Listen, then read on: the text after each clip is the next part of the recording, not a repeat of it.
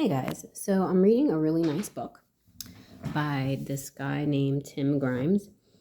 And in his book, the book is called Relax More, Try Less. And he has some passages written by Neville Goddard within his book. And I think the passages are written from like a transcript from one of Neville's speeches. But anyways, it made me think about something. So Neville Goddard says that I think when he was first introduced to the law of assumption and stuff, it was through this incident where he says he was walking down the street and all of a sudden he got this huge desire to go to Barbados because that's where he was from, and he said he hadn't been there in a long time. I think he says 12 years or something, and he never had a desire to go back, but all of a sudden the desire struck his heart that he wanted to go to Barbados. So anyways, he tells his friend, who is named Abdullah, that of this desire, and Abdullah says, you are in Barbados, right? It is already done, essentially. Once the desire hits your heart, it's done. You just believe it's done, essentially. So Neville Goddard goes on to say, that his assumption that he was in Barbados, probably telepathically or was what created his brother. And because he was how am I going to get to Barbados? I have no money. I have just no way. It's not possible, right? With in the senses, in the reality of the 3D. I can't make this happen, really. Let me take a drink of water. So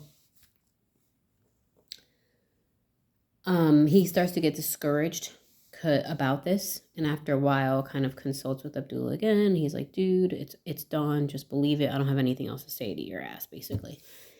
So at the last minute, because at this point in time, this was what, in the 1930s or something, they were taking boats. So he thought the last boat before Christmas had already went out, so on and so forth.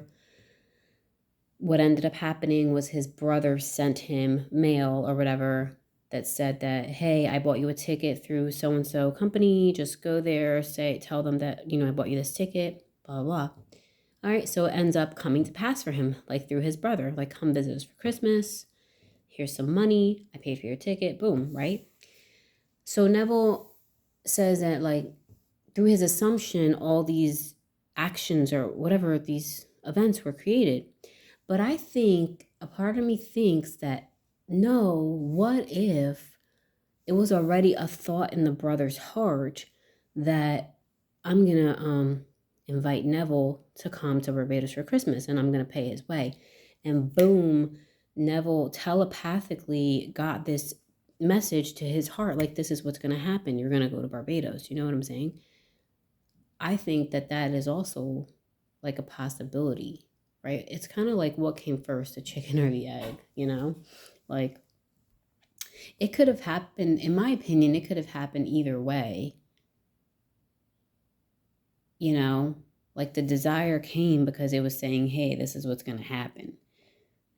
Instead of this desire coming out of nowhere and then, okay, I'm creating through my assumption, putting all of this together. The Father within me or whatever. Yeah, I think I think, I don't know, I'm kind of leaning more towards the brother had the thought and then that message was translated to Neville, possibly just the reverse ways. Anyways, I just wanted to share that.